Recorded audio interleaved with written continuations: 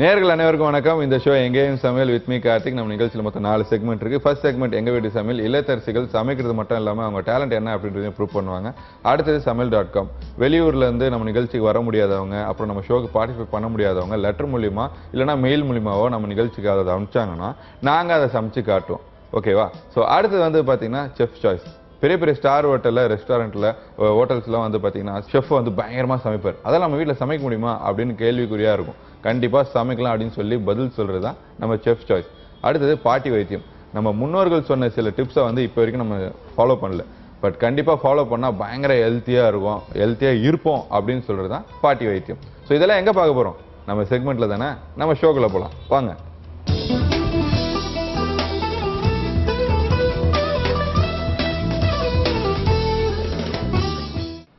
வணக்கம். வணக்கம். சௌக்கியமா? ரொம்ப நாள் முன்னாடி வந்தீங்க எங்கள் வீட்டு சமையலில். நம்ம நிகழ்ச்சியில் வந்து எல்லாருக்குமே சொல்கிற ஒரே விஷயம் இதுதான். டேலண்ட் இருந்ததுன்னா கண்டிப்பாக புதுசாக நான் சமைப்பேன் அப்படின்னு நீங்கள் சொன்னீங்கன்னா அது செஞ்சு காட்டணும் இல்லையா?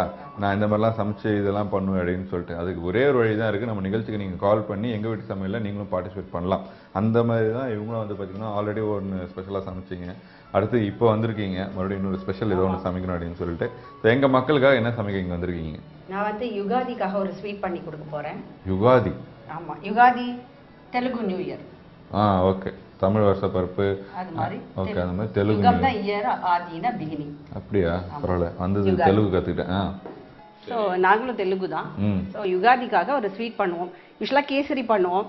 அந்த கேசரியை நான் வந்து திணையில் பண்ணி திணை பைனாப்பிள் போட்டு கேசரி பண்ணி கொடுக்குவோம். ஓகே. அது நம்ம வந்து ரெகுலராக இல்லாத அந்த பொங்கல் வந்து பார்த்தீங்கன்னா இன்க்ரீடியன்ட் மட்டும் எக்ஸ்ட்ராவாக ஆட் பண்ணி நம்ம பண்ணுறோம் இல்லையா? வேறு டிஃப்ரெண்ட் இன்க்ரீடியன்ட் இல்லை, யூஸ்வலாக வந்து கேசரி ரவா இல்லைன்னா வீட்டில் பண்ணுவாங்க.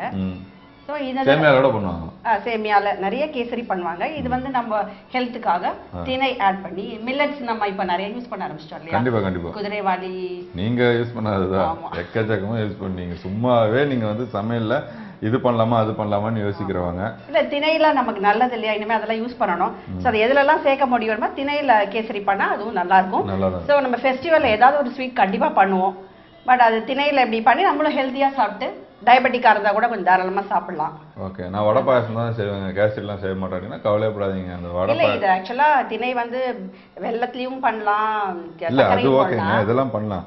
நம்ம ஆளுங்க சும்மா சொல்லுவாங்கல்ல, நான் கேசரி சாப்பிட மாட்டேங்க, பாயசம் தான் பிடிக்கணும். பாயசத்தை கூட நீங்கள் அந்த மாதிரி சேமியாவை எடுத்துட்டு திணை மாதிரி ஏதாவது ஒன்று ஆட் பண்ணி நீங்கள் சாப்பிடலாம். ஒரு ட்ரெண்ட் மாற்ற வேண்டியதான், அதுதான் இவங்க சொல்லியிருக்காங்க.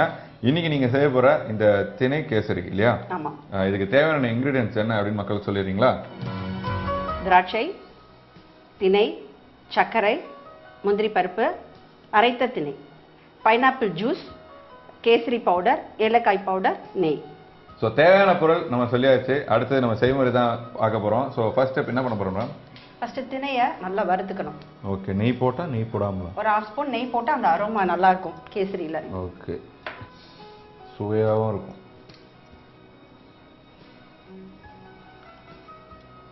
இதை கொஞ்சம் நல்லா செவக்க வறுத்துக்கணும். Okay okay.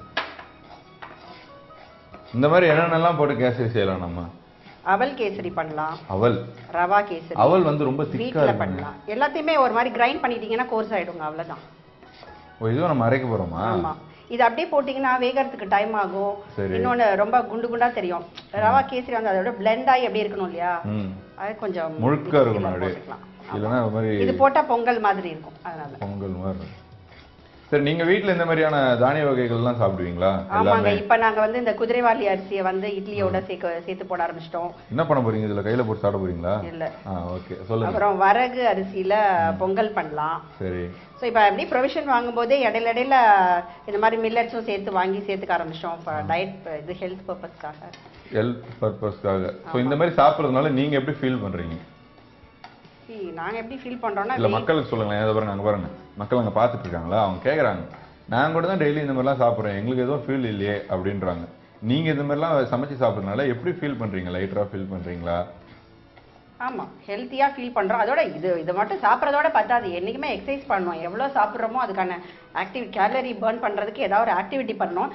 எல்லாத்தையும் சாப்பிட்டுட்டு சும்மா உட்காந்துருந்தா கண்டிப்பாக ஃபீல் பண்ண முடியாது. ஃபீல் பண்ண முடியாது. ஆமா. நம்ம ஹெல்த்தியாவும் ஸ்வீட் இஸ் a sweet, அவ்வளவுதான். ஒயிட் சுகர் போட்டா ஸ்வீட் சாப்பிட்டா அது தகுந்த இது பண்ணணும்.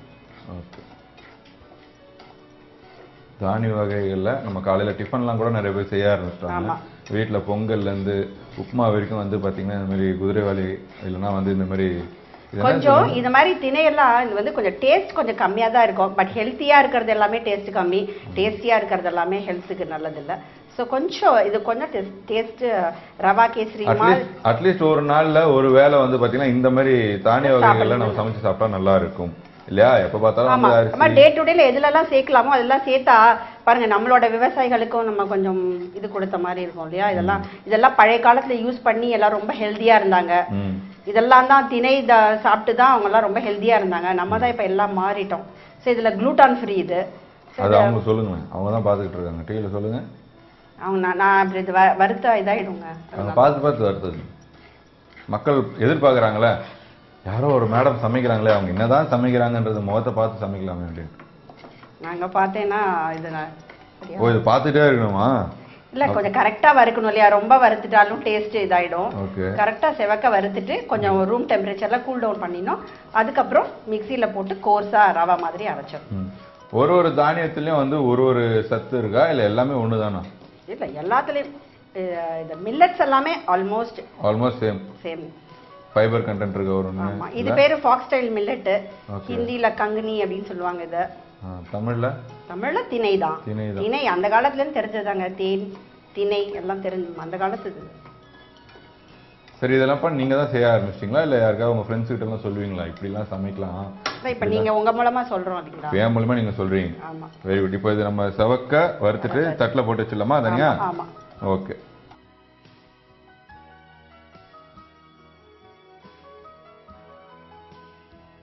ஸோ தனியாக வந்து பார்த்தீங்கன்னா திணையை வந்து நம்ம வறுத்து வச்சாச்சு பொன்னிறமாக வந்ததுக்கு அப்புறம். இப்போ அடுத்து என்ன வறுக்க போகிறோம்? முந்திரி பருப்பும் திராட்சையும். முந்திரி பருப்பும் திராட்சையும். ஓகே. ஏன் அப்போ பார்த்தாலும் அந்த கேசரியில் திராட்சை முந்திரி பருப்பு இப்படி போடுறாங்க? பிஸ்தா ஸ்வீட்டோட இதான் சேரும். ஏன்னா இதுலயும் ஒரு ஸ்வீட்னஸ் இருக்குல்ல. சரி, ஸ்வீட்டோட இதான் சேரும். நெய் வேணுமா? ஆமா, அதுவும் ஸ்வீட்டா இருந்ததுன்னா அடிஷனலா ஸ்வீட் என்ஹான்ஸ் பண்ணி கொடுக்கும் இல்லையா? ஆனா நல்லது தானே ஸ்வீட் வந்து நம்ம சாப்பிடும்போது அங்கங்க வந்து ஸ்வீட் இல்லாத ஒரு இதுவா சாப்பிடும்போது. இப்போ பாதாம்லாம் நம்ம சாப்பிடலாம்ல? பாதாம் ரொம்ப ஹார்டுங்க. இதுல போட்டா அவ்வளவு சீக்கிரம் இதாகாது. கொஞ்சம் ஊறினதுக்கு அப்புறம் தான் பாதாம் யூஸ் பண்ணணும், இல்லைன்னா அரைச்சி யூஸ் பண்ணணும். இதெல்லாம் அப்படி வறுத்துட்டீங்கனாலே இட் கிவ்ஸ் நல்ல டேஸ்ட், ஒரு டேஸ்ட் கொடுத்துரும். எனக்கு ரொம்ப நாள் ஆசை கேசரினாலே திராட்சை முதல்ல எடுத்துன்னு போய் கொட்டிடுறாங்க. என்னதான் கேசரின்னு இல்லை, எல்லா ஸ்வீட்ஸ்க்குமே தானே முந்திரி பருப்பும் திராட்சையும். இது வந்து பட்ஜெட் காரணமா இதை போடுறாங்கன்னு நான் நினைக்கிறேன். நீங்க நினைக்கிறீங்க இது பட்ஜெட்ல அடங்கிடும்ல? ஒரு கேசரி செய்யறோம்னா இது என்ன ஒரு 10 ரூபா பாக்கெட்ல 15 ரூபா பாக்கெட்ல வந்துடுது. அந்த அளவுக்கு நாங்க யோசிக்கல. நீங்க பட்ஜெட்டே பார்க்க மாட்டீங்க நீங்க.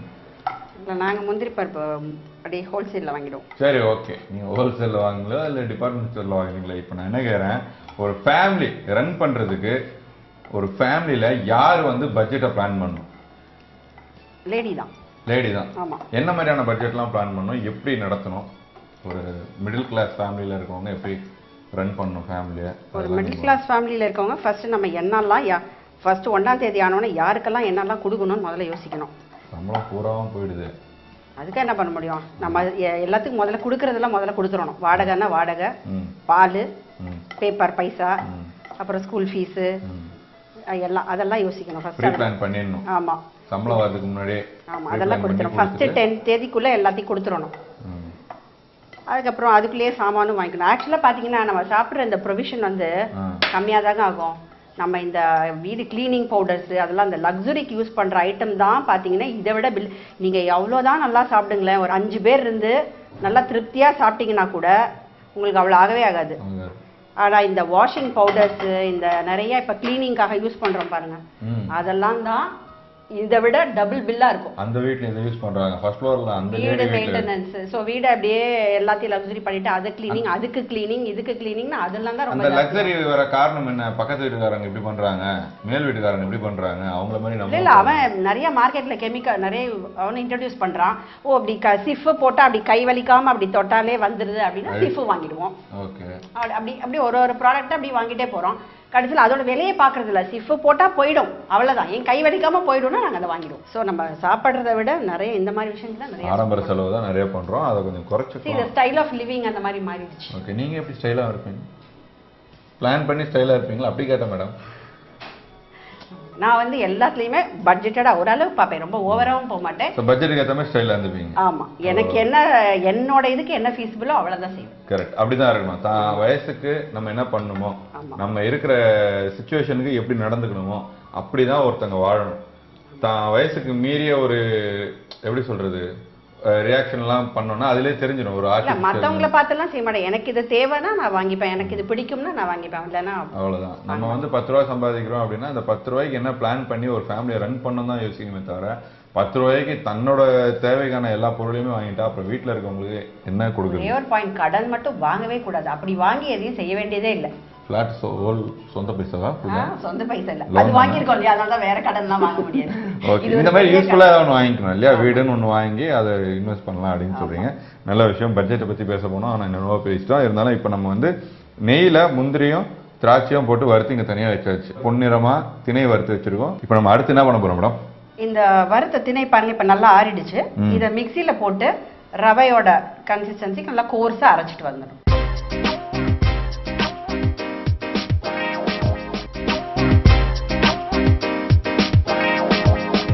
ஸோ அரைச்சி எடுத்து வந்து வச்சாச்சு. பவுடராக இருக்குது, கொஞ்சம் ரவா டைப்பில் இருக்குதுல்ல, பார்க்கவே சொரன்னு.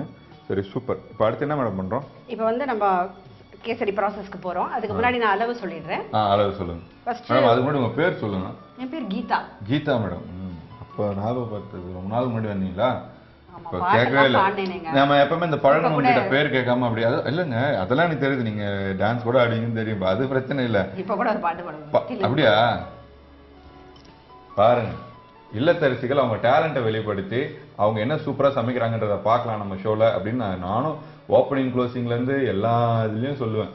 ஆனால் யாராவது அந்த டேலண்ட்டை வந்து வெளிப்படுத்துறீங்களா கேட்டால் கூட ஐயோ எனக்கு அந்த டேலண்ட்லாம் இல்லைங்க அப்படின்வீங்க. இவங்க பாருங்க, முன் வந்து நான் இன்னைக்கு பாட்டு பாடுவேன் அப்படின்னு சொல்கிறாங்க.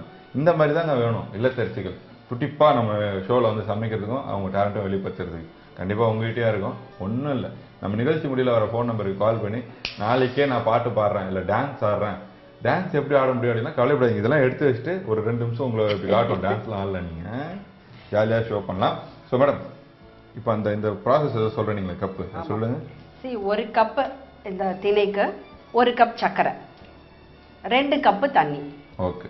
இப்போ நான் வந்து டேஸ்ட்டுக்காக பைனாப்பிள் ஆட் பண்ண போகிறேன். அந்த பைனாப்பிள் வந்து ஜூஸ் பண்ணிட்டேன், அப்படி அதையும் ஆட் பண்ணிட்டு பண்ண போறேன். அளவு வந்து 1 கப்புக்கு 1 கப் சர்க்கரை. 1 கப் அரைச்ச திணைக்கு 1 கப் சர்க்கரை, அதுக்கு 2 கப் தண்ணி. கண்டிப்பா தண்ணி போடணும்ல?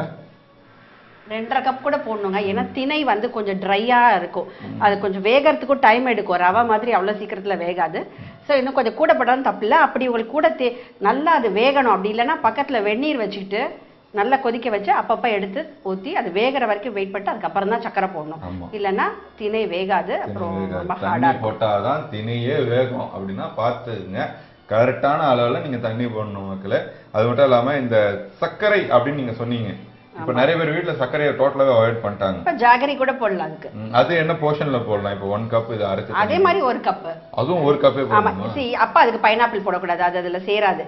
ஒயிட் சுகர்ன்றதுனால பைனாப்பிள்ல கொஞ்சம் ஸ்வீட்னஸ் இருக்கு, அதனால இதுல ஒரு 3/4 சக்கரை அவங்க உங்க வீட்டுக்கு எப்படி தேவையோ அது மாதிரி செய்யலாங்க. ஸ்வீட் ரொம்ப பிடிக்கும்னா போட்டுக்கலாம், இல்ல ஸ்வீட் கொஞ்சம் கம்மியா தான் வேணும்னா 3/4 கப் சக்கரை போட்டா கூட போறோம். ஏன்னா பைனாப்பிள்ல கொஞ்சம் ஸ்வீட்னஸ் இருக்கு இல்லையா, அதனால.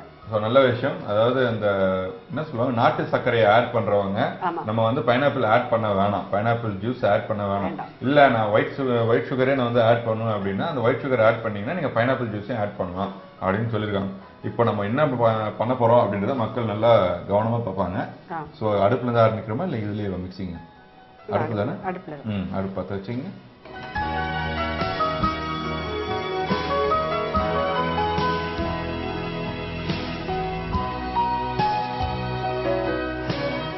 சோ உங்க வீட்ல வந்து இதுதான் அளவு? ஆமா, இதுவே 4 பேருக்கு சர்விங்க்கு போதும் சார்.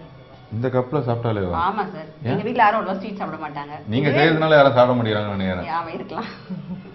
ஐயோ, எனக்கு கிடைக்காம போகுது. இல்ல நான் அப்படி சொல்ல மேடம், நீங்க வந்து அளவா கொஞ்சம் கொஞ்சமா 1 கப்ல பண்ணாலே அது 4 டைம்ஸ் வந்துரும் சார். அதுக்கு மேல எவ்வளவு சார் சாப்பிடணும்? அப்படின்னா நீங்க சமைக்க போறீங்க, பாப்போம் இன்னைக்கு. சரி, ஓகே. தண்ணி வந்து 3 கப் இதுல ஆட் பண்ணிருக்கீங்க. தண்ணி கொதிச்சதுக்கு அப்புறம் தான் மத்த இன்கிரிடியன்ட்ஸ் எல்லாம் ஆட் பண்ணணும். பைனாப்பிள் ஜூஸ் போடலாம். இப்போ? ஆமா. தண்ணி இல்ல, சுட தண்ணி இல்லையா? ஆமா, போட்டேனா? சரி பைனாப்பிள் நம்ம ஆட் பண்ற காரணம் எசன்ஸ்க்காக தானே. அது ஒரு புட்டிங், அது ஒரு டேஸ்ட் இருக்கும். அது நம்ம நார்மல் ஃப்ளேவர் எசன்ஸ் ஆட் பண்ணிட்டோம்னா இது ஃப்ரெஷ்ஷா நான் வாங்கி போட்டுருக்கேன். நம்ம வந்து கடையில வந்து ஆர்டிபிஷியல் இது வாங்காம இது ஃப்ரெஷ் பைனாப்பிள் ஜூஸ். இப்போ நமக்கு வந்து ஆப்பிள் வேணும்னா ஆப்பிள் ஜூஸ் கூட நம்ம ஆட் பண்ணிக்கலாம். ஆப்பிளையும் பண்ணலாம். ஓகே, நமக்கு என்ன ஜூஸ் எல்லாமே நம்ம கிரியேட்டிவிட்டி தான் சார். எல்லாமே கிரான்பெரி, ராஸ்பெரி அதெல்லாம் நம்ம ஆட் பண்ணலாமா? எல்லா பெரியும் ஆட் பண்ணிக்கோங்க. ஸ்வீட்டோட எது சேர்த்தாலும் ஒண்ணும் தெரியாது. ஓகே, அப்படிதான் நம்ம இப்படி கிரியேட்டிவா ஸ்டார்ட் பண்றோம். Saffron powder. So saffron powder கொஞ்சம் ஆட் பண்ணியாச்சு. காடமம் பவுடர், ஏலக்காய் பொடி. தண்ணி கொதிக்க வச்சதுக்கு அப்புறம் நம்ம வந்து பாத்தீங்கன்னா பைனாப்பிள் ஜூஸ் ஆட் பண்ணிட்டோம். அந்த கலர் பவுடர் ஆட் பண்ணியிருக்கோம். அடுத்து ஏலக்காய் பொடியும் ஆட் பண்ணியாச்சு. இப்போ இன்னும் கொதிக்க விடணுமா? இல்லை, இப்போ கொதிச்சதுக்கு அப்புறம் இப்போ கொஞ்சம் லைட்டா. அதான் கேட்டேன், கொதிக்க விடணுமா? போதும், கொதிச்சது போதும். பொங்கி எழு அப்படின்றாங்க. ஆமா, யாருக்கோ கவுண்டர் கொடுக்குற மாதிரி இருக்கு. யாருக்கு மேடம்? சார் உங்களுக்கு தான் சார். எனக்கு தான் கவுண்டர் கொடுக்குறீங்க. வாங்க, நல்லது. ஸோ இப்போ இது ஒரு கப் தான் போடுறோமா? ஆமா. இப்போ இது வச்சுட்டா வேணாமா? நம்ப முடியலையே, இவ்வளோ தண்ணியில் வந்து ஒரு கப் நம்ம அது போட்டால் நிறைய கேசரி வரும்ன்றீங்களா? இப்போ காமிக்கிற பாருங்க. ஸோ ஆட் பண்ணதுக்கப்புறம் அப்படியே ஒரு மாதிரி திக் கண்டென்ட் ஆகிற மாதிரி இருக்குல்ல? ஆமாம்.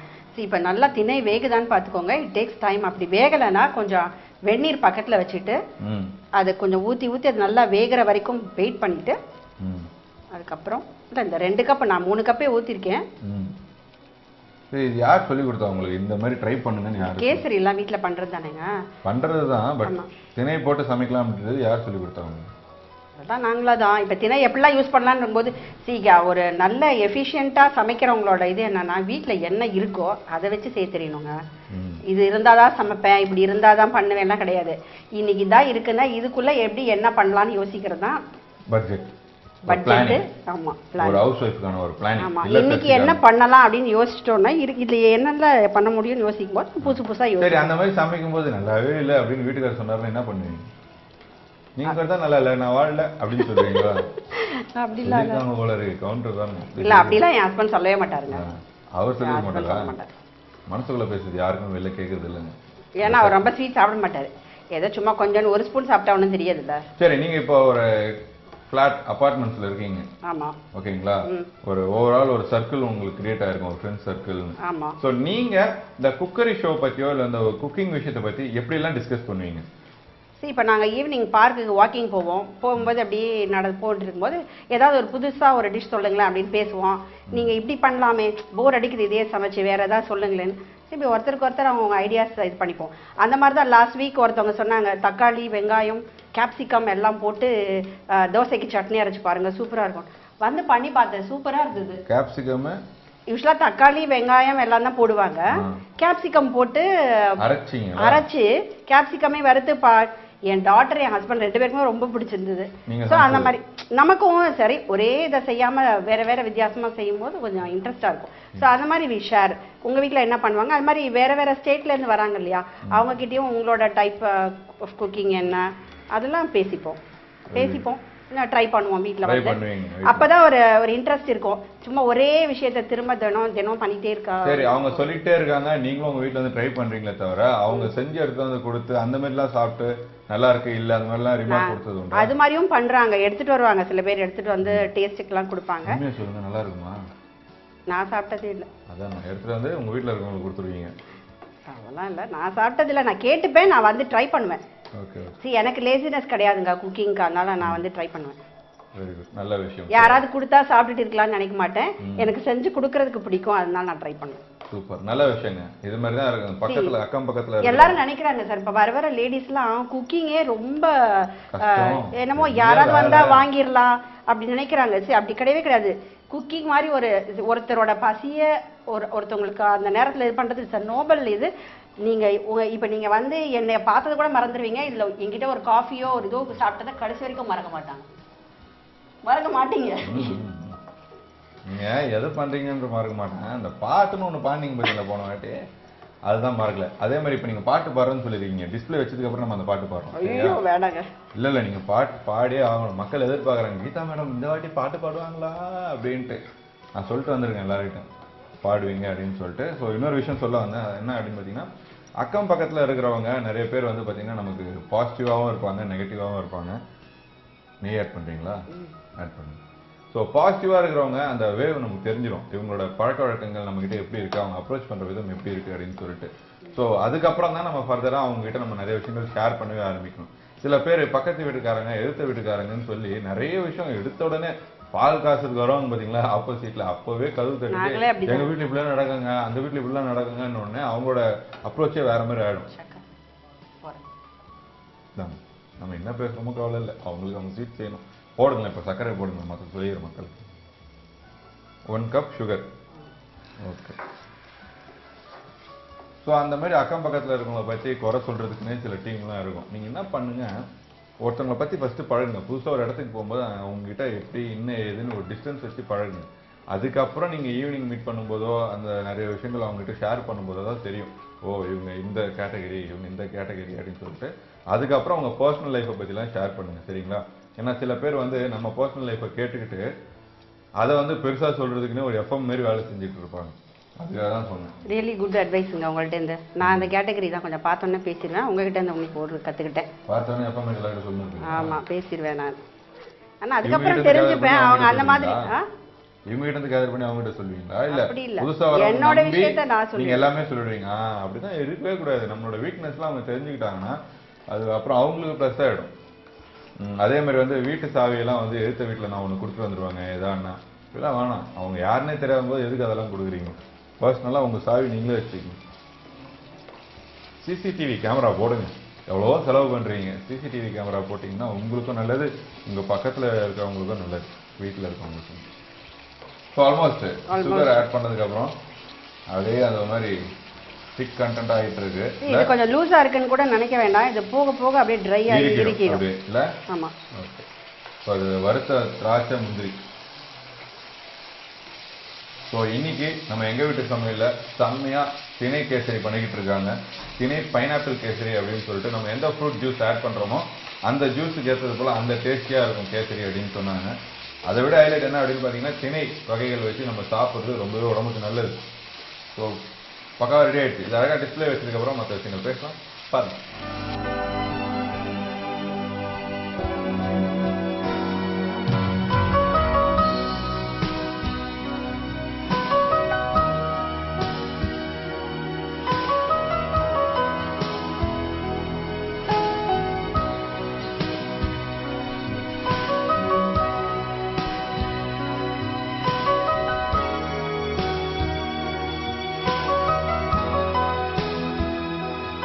ஸோ செம்மையாக வந்து பார்த்தீங்கன்னா நமக்காக இன்னைக்கு திணை வச்சு ரொம்பவே சூப்பராக கேசரி செஞ்சுருக்காங்க பைனாப்பிள் ஃப்ளேவரில். இது கண்டிப்பாக உங்களுக்கு அல்டிமேட்டாக பிடிச்சிருக்கும். பைனாப்பிள் பிடிக்கும், கேசரி பிடிக்குமே, தனித்தனியாக சாப்பிடுவோமே அப்படின்னு நினைக்கிற உங்களுக்கு இதுக்கப்புறம் சேர்ந்தே சாப்பிட்றதுக்கு ஒரு வாய்ப்பு கொடுத்துருக்காங்க கீதா மேடம். அது மட்டும் இல்லாமல் கீதா மேடம், நீங்கள் வந்து பாட்டு பாடுறேன்னு சொன்னீங்களா, ஒரு ஆரோக்கியமான பாட்டு ஒன்று பாடுறேன் அப்படின்னு. அதுக்கு தண்ணியெல்லாம் அதாவது தண்ணியெல்லாம் குடிச்சிட்டு வர வந்திருக்கீங்க நீங்கள், அந்த கமகம வர்றதுக்காக இல்லையா? அப்படிலாம் இல்லையா? உங்ககிட்ட பேசுறதுக்கே நான் கமகம ரெடி பண்ணுவேன். இப்போ நீங்க பாட்டு பாட போறீங்க. என்ன பாட்டு? தமிழ், இங்கிலீஷ், ஹிந்தி, மலையாளம்? இப்போ நான் பண்ணியிருக்கிறது யுகாதி ஸ்பெஷல். இது வந்து யுகாதி, ஸோ தெலுங்கு பாட்டு பாட போறேன். நீ பண்ணுவோம் இதை? அப்படி இல்லை, இந்த பாட்டு எனக்கு ரொம்ப பிடிக்கும். தெலுங்குல நல்ல மீனிங் இருக்கும், அதனால பிடிக்கும். ஓகே, பாடிட்டு மீனிங் எங்களுக்கு சொல்லணும். கண்டிப்பா. பாடு, ரெடி. க்ளோஸ்ல பாருங்க மக்களே, நல்லா கவனமா பாருங்க அவங்க பாட்டு பாடுறாங்க.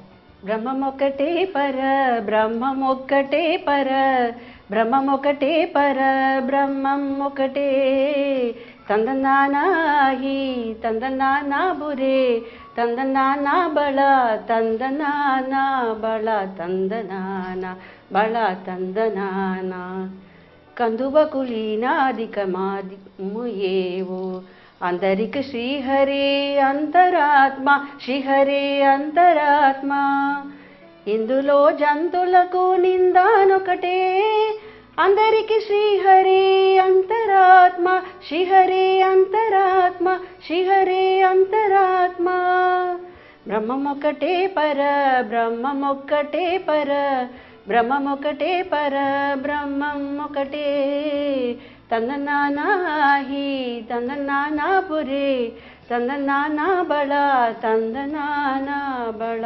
తందనానా பல தந்தனானா பல தந்தனானா. சரி, இப்போ நீங்க பாட்டு பண்ணீங்களா மேடம்? பிரமாதமா. இந்த பாட்டுக்கான அர்த்தம் என்ன என்று குடில் இல்ல. See, all human beings are equal. எல்லா ஹியூமன் பீயிங்கும் ஒரே ஃபுட் தான் சாப்பிட்றாங்க. எல்லாரும் ஒரு சென்சுவல் பிளஷர்ஸ் எல்லாமே ஒன்றே தான் இருக்கு. All humans are equal in front of Hari. ஒரு நம்மளோட ஒரே கடவுள் வந்து சேவியர் வந்து ஹரி தான். அவர் முன்னாடி லோ அண்ட் ஹை கிடையாது, எல்லாரும் ஈக்குவல். எல்லாருக்கும் ஒரே மாதிரி தான் ஹியூமன் பீயிங்ஸ்னு சொல்றது தான் இந்த நல்ல தத்துவமுள்ள எனக்கு பாட்டு எனக்கு பிடிக்கும். குட். உங்க வீட்டில் மட்டும் நீங்க ஆரோக்கியமா சாப்பிட்டா பரவாயில்ல, ஊர்ல இருக்க எல்லாருமே ஆரோக்கியமா சாப்பிடணும் அப்படின்னு நினைச்சு நீங்க இந்த மாதிரி சமைச்சு கொடுக்குறீங்க. அது மட்டும் இல்லாம எல்லாருமே ஈக்குவல், எல்லாருமே ஒண்ணு அப்படின்னு சொல்லி நீங்க வந்து பாத்தீங்கன்னா அறியாதவங்க கண்ணில் மண்ணு அப்படின்ற மாதிரிலாம் நீங்க சொல்லிருக்கீங்க. அப்படி இல்லை, யுகாதி இப்போ நம்ம ஹோலி செலிப்ரேட் பண்றோம், யுகாதி ஓணம் செலிப்ரேட் பண்ணுவோம், எல்லாம் செலிப்ரேட் பண்ணுவோம். ஸோ இப்போ வரப்போறது யுகாதி. ஸோ அந்திரிக்கும் யுகாதி சுபாகாங்ஷலு. அந்திரிக்கம் யுகாதி சுபாகாங்ஷலு. சுபாகாஞ்சலு காஞ்சலு அப்படின்னா காஞ்சலு காஞ்சலு. அந்தரிக்கம் சுபா காஞ்சலு. கரெக்டா? ஆமா. கரெக்டா சரி சொல்லுங்க. விடுங்க. Telugu new year, happy Telugu new year. Happy Telugu new year அப்படின்னு சொல்லிட்டு அது மட்டும் எனக்கே கொஞ்சம் தெலுங்கு கம்மியா தான் வரும். ஆமா. நீங்களே கம்மியா தான் இருக்கீங்க, தெலுங்கு கூட கம்மியா வருதுன்றதும் ஷாக்கே இருந்தாலும் பரவாயில்ல. ஸோ இன்னைக்கு பிரமாதமா நம்ம மேடம் கீதா வந்து பாத்தீங்கன்னா சமைச்சது மட்டும் இல்லாம உங்களுக்காக நியூ இயர் தெலுங்கு நியூ இயருக்காக ஒரு பாட்டம் வர பாடினாங்க, எல்லாரும் ஒண்ணு அப்படின்னு சொல்லிட்டு ரொம்ப சந்தோஷமா இருக்கு. அதனால உங்களுக்கு கேப்டன் டிவி வழங்கும் இந்த அழகு கிஃப்ட். தேங்க்யூ. என்ஜாய் பண்ணுங்க லைஃப். பாய். நன்றி. திணை கேசரி செய்யறது எப்படின்னு ரீகேப் சொல்லுவாங்க, கேளுங்க. முதல்ல திணையை நல்லா வறுத்துக்கணும். வறுத்து மிக்சியில அதை ரவை பதத்துக்கு கோர்ஸா அரைச்சு வச்சுக்கணும். அப்புறம் ஏலக்காய் முந்திரி பருப்பு வறுத்துட்டு 1 கப்புக்கு 2 கப்பு தண்ணி ஊற்றி பைனாப்பிள் ஜூஸ் வேணும்னா பைனாப்பிள் ஜூஸ், சாஃப்ரான் பவுடர், ஏலக்காய் பவுடர் எல்லாம் கலந்துட்டு தண்ணி நல்லா கொதிச்ச உடனே இந்த அரைத்த திணையை அதில் போட்டு நல்லா வேகிற வரைக்கும் வதக்கிட்டு கடைசியில் 1 கப் ரவைக்கு 1 கப் சர்க்கரை கடைசியாக ஆட் பண்ணி நல்லா வதக்கிட்டே வந்தோன்னா நல்லா ஒட்டாமல் அடியில் கேசரி பதத்துக்கு வந்துடும். அதுக்கப்புறம் முந்திரி பருப்பு திராட்சை அதில் ஆட் பண்ணிங்கன்னா திணை கேசரி ரெடி.